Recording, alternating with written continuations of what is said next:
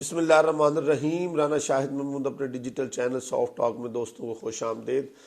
आज हम बात करेंगे कि 75 साल के बाद पाकिस्तान और हिंदुस्तान जो है वो इस वक्त कहाँ खड़े हैं और मईशत के हवाले से, अपने तल्लुकात के हवाले से, और इन्होंने इन सालों में क्या खोया और क्या पाया।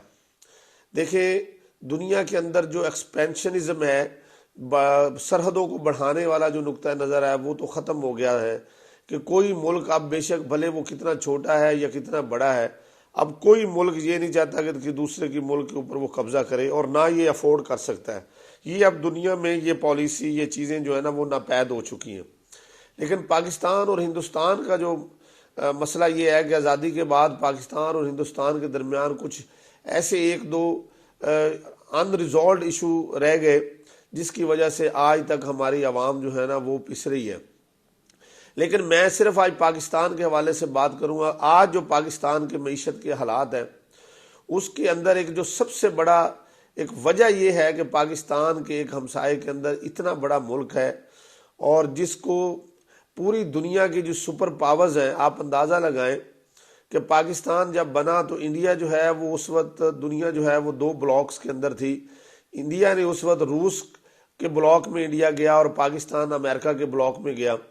पाकिस्तान अमेरिका का शायद इजराइल के बाद दूसरा मुल्क पाकिस्तान ऐसा होगा जिसने इंडिया अमेरिका की इंटेलिजेंस एजेंसी CIA के साथ सबसे लंबा काम किया, और अमेरिका के साथ पाकिस्तान अलाइज रहा।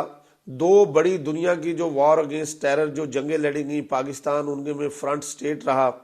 लेकिन जब कभी भी पाकिस्तान और हिंदुस्तान के दरमियान तकाबली तौर के ऊपर या कोई उसमें किसी आउटस्टैंडिंग इश्यूज के ऊपर कोई हमायत का वक्त आया तो कभी भी अमेरिका पाकिस्तान के साथ खड़ा नहीं हुआ, और उसने हमेशा ही इंडिया को सपोर्ट किया।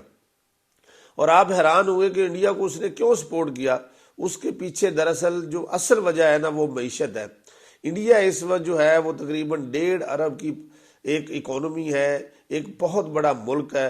हर बड़ा मुल्क जो डेवलप कंट्रीज है वो चाहता है कि इंडिया के साथ हमारे तल्लुकात अच्छी हों, क्योंकि वो इसे एक बहुत बड़ी मंडी के तौर पे लेता है।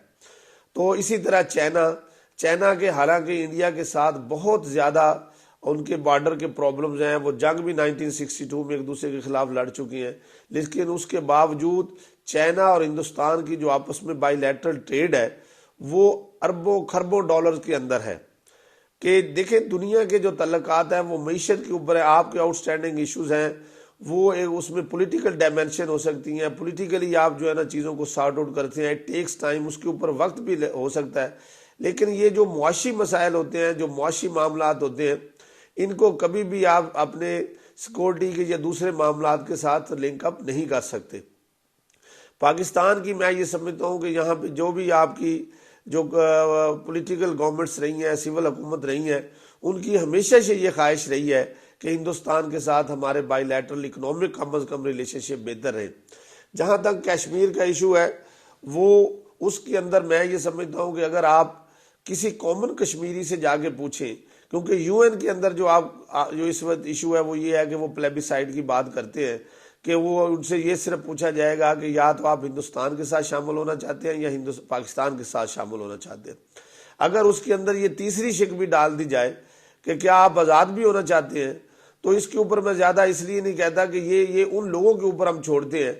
अगर उनको ये आज़ादी दी जाए कि वो तीनों में से जो वो करना चाहें तो ये उनका हक है, और वो बेचारे पिछले 75 साल से वो एक अपनी वो ज़िंदगी गुजार रहे हैं, तकलीफ दे ज़िंदगी गुजार रहे हैं। तो ये एक कश्मीरी का हक है तो कि वो अपना फैसला करें। लेकिन ये तो एक अलहदा डिबेट है। बात ये हो रही है कि हमने जब से पाकिस्तान बना है हमने सिर्फ जो हमारा जो पूरा फोकस रहा है वो ये रहा है कि हमने सिर्फ मिलिट्री के तौर के ऊपर जो हमारा डिफेंस है उसके ऊपर हमने तवज्जो देनी है। अगर हम इस वक्त अपने डिफेंस का इंडिया के साथ कंपैरिजन करें तो according to the proportion of population Pakistan इस वक्त जो है वो तकरीबन 23-24 करोड़ की पॉपुलेशन का है, जबकि इंडिया जो है वो 1 अरब और 40 करोड़ से ज़्यादा की पॉपुलेशन का है। तो कई गुना वो बड़ा मुल्क है। लेकिन हम पॉपुलेशन की प्रपोर्शन के हिसाब से अगर आप अपनी आर्मी पर्सोनल देखें और अपनी आर्टिलरी और आपके एयरक्राफ्ट, आपका जो टोटल जो हमारा सिस्टम है, पाकिस्तान का बहुत ज़बरदस्त किस्म का पाकिस्तान ने डिफेंस के अंदर प्रोग्रेस की है। तकरीबन पाकिस्तान की 6.5-7 लाख फौज है, इंडिया की 11-12 लाख फौज है, यानी कि पॉपुलेशन प्रपोर्शन से पाकिस्तान की फौज बहुत ज़्यादा है। और वजह बेसिकली ये है कि हम अपने जो मशरकी बॉर्डर का जो हमारा, जिसको दुश्मन समझते हैं हमारा हिंदुस्तान के साथ, जो हमारे रिलेशनशिप ख़राब है, उसकी वजह से हमारा टोटल जो फोकस रहा है वो सारा डिफेंस के ऊपर रहा है। हमारे रिसोर्सेज की सारी एलोकेशन डिफेंस के ऊपर रही है। 1974 में जब इंडिया ने एटॉमिक एक्सप्लोजन किया तो पाकिस्तान ने फौरी तौर के ऊपर पाकिस्तान ने भी अपना एटॉमिक प्रोग्राम शुरू किया, और आज पाकिस्तान का दुनिया का बेहतरीन महफूज तरीन एटॉमिक प्रोग्राम है। लेकिन ये बात भी ठीक है कि जब से पाकिस्तान ने एटॉमिक पावर हासिल की है, उसकी वजह से जो जंग का जो खतरा है वो बिल्कुल टल गया है। यानी कि आपने उसकी एक डेटर्स क्रिएट कर दी है। तो अगर आपने फॉर एग्जांपल एक डेटर्स क्रिएट हो गया तो आप उसको ब्लेसिंग इन डिस्गाइज समझते हुए, क्योंकि जंग तो होनी नहीं है, तो अब आप फोकस करें कि अपने बायलैटरल मामला जो है वो उसको रिजॉल्व करें। अब एक्चुअली जो मेरी आज की वीडियो बनाने का जो असल मकसद है वो ये था कि जहां पाकिस्तान ने डिफेंस के ऊपर अपनी इतनी प्रोग्रेस की है, लेकिन अगर हम ये समझते हैं कि इंडिया के साथ हमारा हर शोबे के अंदर मुकाबला है, मैं तो समझता हूं कि आपका अगर दुश्मन है तो आप फिर दुश्मन का मुकाबला सिर्फ डिफेंस में ना करें, फिर आप उसका हर शोबे में करें। आप ये देखें कि आप हर आईटी का शोबा देख लें, वहाँ की लीडरशिप की आप कंडक्ट देख लें, वहाँ के जो उनके इंटेलिजेंस के चीफ है उनको देख लें, जो एटॉमिक के उनके जो है ना वो साइंटिस्ट है उनको जो उन्होंने रिगार्ड दिया वो देख लें, उनके जो दुनिया के जो टॉप 100 बिलियनर्स हैं उनमें उनके लोगों के नाम है। उन्होंने देखे इस वक्त उनके जो फाइनेंशियल उनके जो रिजर्व्स हैं इस वक्त वो तकरीबन $650 अरब है इस वक्त, और पाकिस्तान इस वक्त 4.4 अरब डॉलर के ऊपर खड़ा है। आप कंपैरिजन देखें, वहां के जो प्राइम मिनिस्टर हैं वो देखें वो किस क्लास से निकल के, वो जो मोदी साहब हैं, आप अंदाजा लगाएं कि उनकी बायोग्राफी देखें किस तरह और कितने वो लोअर मिडिल क्लास से वो निकले हैं, और स्ट्रगल करते हुए वो इंडिया की दुनिया की जो सबसे बड़ी जमहूरियत है उसके वो प्राइम मिनिस्टर हैं, और दूसरी दफा कंसेक्टिव वो प्राइम मिनिस्टर है। वो आप तोशा खाना में उनका देख लें, उनका कंडक्ट देख लें, उनके जो आपके चीफ हैं अजीत डोवाल साहब, आप वो देखें, उनकी स्ट्रगल देखें, उनकी जिंदगी आप देखें, फिर उन्होंने किस तरह उसको रिवार्ड दिया है। वो नेशनल सिक्योरिटी एडवाइजर चले आ रहे हैं रिटायरमेंट के बाद से मुसलसल। और इसी तरह आप देखें उनके जो एटॉमिक साइंटिस्ट थे डॉक्टर अब्दुल कलाम साहब, उन्होंने उनको प्रेसिडेंट बनाया है। आप हमारे डॉक्टर अब्दुल कदीर साहब थे, हम उनका डिफा ही नहीं कर सके। इसी तरह उनके आप आईटी के शोबे में देख लें कि वो कहाँ तक जा चुके हैं। तो हमें दरअसल जो है ना ये आज सोचने की जरूरत है, हमें अपने गिरेबान में झांकना चाहिए कि जब अगर वो हमारा दुश्मन है, हमने उसको दुश्मन बनाया हुआ है, उसने हमें दुश्मन वो समझता है, तो वो तो ये कह रहा है कि मेरा मुकाबला तो चाइना के साथ है, लेकिन हम ये कहते हैं कि हमारा मुकाबला हिंदुस्तान के साथ है। तो फिर हमें अपनी दिफाई नुक्ता निगाह से हमने उसमें दिफा के अंदर नो डाउट हमने बड़ी तरक्की कर ली है, लेकिन दिफा काफ़ी नहीं है। दिफा आपका बिल्कुल फ्रेजाइल है अगर आपका इकोनॉमिक पोजीशन आपकी बेहतर नहीं है, अगर आपकी इकोनॉमिक स्टेबिलिटी नहीं है, अगर आप इकोनॉमिकली मजबूत नहीं है, तो आपका दिफा भी मजबूत नहीं है, क्योंकि ये जो चीज़ें हैं ये एक दूसरे के साथ बैक करती हैं, इंटरकनेक्टेडनेस है। पाकिस्तान को इस वक्त जो मसाइल का शिकार ये है कि पाकिस्तान को अपने स्पेशली हमसायों के साथ, हमारी उनके साथ जुबान एक है, हमारा उनका रहन सहन एक है, हमारे उनके आप अंदाज़ा लगाएं, आप दुनिया में जाएं, कनाडा, अमेरिका, जहाँ कहीं भी आपको इंडियन पाकिस्तानी मिलते हैं, और जिस तरह वो एक दूसरे वो आप एक बहुत ज़बरदस्त थीरी है इब्न खल्दून की एथनोसेंट्रिज्म, कि जब भी आप जहाँ आपकी सिमिलैरिटीज़ बढ़ जाती हैं वो उनके साथ आपकी अटैचमेंट, आपका रिलेशनशिप बढ़ जाता है। तो बात ये है कि आप ये चीज़ें देखें कि अगर फॉर एग्जाम्पल हमने कंपैरिजन में ही जाना है तो हमें कुछ अपने हमसाये से सीखना होगा, और कुछ हमें चीज़ों को उससे निकल के, मैं ये समझता हूँ कि अब जो आपकी मिलिट्री इस्टेब्लिशमेंट है और पॉलिटिकल इस्टेब्लिश, ये बड़ा एक ज़बरदस्त टाइम है। कौमों के ऊपर जो मुश्किल फैसले का टाइम उस वक्त आता है जब कौमें मुश्किल में फंस जाती हैं। तो इस वक्त जो पाकिस्तान जो मुश्किल इस वक्त सूरत हाल के अंदर है, इस मुश्किल सूरत हाल में निकलने के लिए कौम भी आपको सपोर्ट करने के लिए तैयार है। कौम को समझ आ रही है कि अब हमने इन मसलों से निकलना है तो कोई बड़े फैसले करने होंगे। तो अब ये बड़े फैसले करने का टाइम है। हमें नॉन इंटरफेरेंस की पॉलिसी से निकलना होगा। हमें कोशिश करनी होगी कि हम जो हमारे बायलैटरल रिलेशनशिप है हिंदुस्तान के साथ उनको बैठ के हल करें। और ये बात भी दुनिया के अंदर जो डीप स्टेट वाला कॉन्सेप्ट है इसको भी हमें ख़त्म करना होगा। और मैं एक दफ़ा एक प्रोग्राम के अंदर वो मोदी की एक बात सुन रहा था, मोदी साहब की, वो कह रहे थे कि मैंने आप गल्फ़ के जितने भी हमारे बादशाह हैं या जो हमारे म्यूचुअल दोस्त ममालिक हैं, तो कहते हैं कि मैंने उनसे पूछा कि हम हिंदू पाकिस्तान के साथ मुज़ाकरात करना चाहते हैं, लेकिन आप हमें ये गाइड करें हमने पाकिस्तान में मुज़ाकरात किससे करने हैं।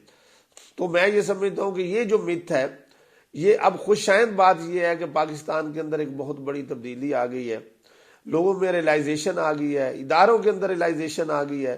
तो अब ये मैसेज जो है ना वो क्रॉस द बॉर्डर जाना चाहिए। और अगर हमारे इस वक्त रिलेशनशिप, मैं आपको यकीन से कहता हूँ, पाकिस्तान के अगर अपने हमसायों के साथ रिलेशनशिप अच्छे हो जाएं तो उससे हर तरफ बेहतरी आ जाएगी। आपका कश्मीर का इशू भी रिजॉल्व हो जाएगा। आपको याद होगा कि कई दफ़ा ऐसा हुआ है, वाजपेयी साहब जब लाहौर में आए थे तो उन्होंने यहाँ पे मीनार पाकिस्तान के ऊपर जाके उन्होंने जो है ना पाकिस्तान की बाकायदा पाकिस्तान को जो तस्लीम करने वाली बात थी वो उन्होंने की, और वो बीजेपी से थे। उसके बाद आपको याद होगा मुशर्रफ साहब के दौर में मनमोहन सिंह साहब जब प्राइम मिनिस्टर थे, उस वक्त कश्मीर का मसला जो है वो तकरीबन रिजॉल्व होने के करीब था। कई लोग उसके ऊपर बात कर चुके हैं। खुर्शीद कसूरी साहब ने कई दफ़ा कहा है कि हम बहुत नज़दीक पहुंच चुके थे। तो आउट ऑफ द बॉक्स चीज़ों को सोचने की ज़रूरत है। तो अगर हम अपने जो हमारा हमसाया मुल्क है, अगर हम उनके साथ अपने बायलैटरल रिलेशनशिप जो है ना वो स्ट्रेंथन कर लें, तो ना सिर्फ हमारे यहाँ पे इलाके के अंदर ये जो जितनी ये आपकी टेररिज्म, स्पॉन्सर टेररिज्म, ये बलोचिस्तान के मसाइल, ये सारी देखे ना, हिंदुस्तान को हमेशा ये रहा है कि ये सिख मूवमेंट के अंदर पाकिस्तान मुलव्वस रहा है। पाकिस्तान का ये है कि ये बलोचिस्तान की जो इंसर्जेंसी है या इधर जो आपका तालिबानाइजेशन का है या अफगानिस्तान की तरफ से जो पिछली गवर्नमेंट थी इससे पहले कि उसके अंदर जो है ना इंडियन जो है वो थे, उसकी एजेंसी इन्वॉल्व थी। तो मैं ये समझता हूँ कि आप उसमें इल्ज़ाम इसलिए नहीं लगा सकते क्योंकि आप दोनों मुल्क एक दूसरे के खिलाफ एक दूसरे को कमज़ोर करने की स्ट्रेटेजी के ऊपर लगे हुए हैं। आप इन चीज़ों से निकलें, अपने लोगों की गुर्बत, अपने लोगों के जो मुआशी मसाइल हैं उनको ख़त्म करने की कोशिश करें, क्योंकि अवाम के अंदर ये रियलाइजेशन है, लीडरशिप के अंदर जो है ना ये ज़रूरत है, इदारों के अंदर ये इस चीज़ को जो है ना वो आगे जाने की ज़रूरत है। अवाम ये चाहती है, दोनों मुल्कों की अवाम ये चाहती है कि हमारे मसाइल ख़त्म हों। वो हर जगह एक दूसरे से मिलना चाहते हैं। यहाँ जब कभी वो लाहौर में आते हैं, पाकिस्तान में आते हैं, वापस जाके जब वो बातें करते हैं तो उनकी आंखों में पानी होता है और वो बड़ा खुश होते हैं पाकिस्तान का यहाँ पे देख के। तो इसी तरह पाकिस्तानी जो लोग हैं वो भी जब उनसे मिलते हैं उनके भी इसी तरह के जज्बात हैं। तो ये जो चीज़ें हैं ये आप कितना अरसा इसको चलाएंगे, एक सदी तकरीबन होने को है और हम अपने मसाइल हल नहीं कर सके। और हमारा जो कश्मीर का बेचारा एक नौजवान है, तीसरी चौथी नस्ल वहाँ पे आ गई है और वो खून की वहाँ पे होली खेली जाती है, उन बेचारों का क्या कसूर है। और हमें ये चाहिए कि हम इससे निकलें, हम कश्मीरियों से पूछें, जो उनका फैसला है उनका फैसला मनोमन तस्लीम किया जाए। तो पाकिस्तान के जो इस वक्त फैसला साज इदारे हैं या जो हमारी लीडरशिप है उनको इन चीज़ों को भी देखना चाहिए कि हम अपने हमसायों के साथ हम किस तरह अपने चीज़ों को सॉर्ट आउट कर सकते हैं। उसके अंदर जो हमारी फॉरेन पॉलिसी है उसमें हमारे जो दोस्त ममालिक हैं उनको किस तरह इंगेज किया जा सकता है। तो ये आउट ऑफ द बॉक्स चीज़ों को अगर सोचेंगे तो हम यकीनी तौर के ऊपर दोनों ममालिक अपने मसाइल से बाहर निकल आएंगे। Thank you very much.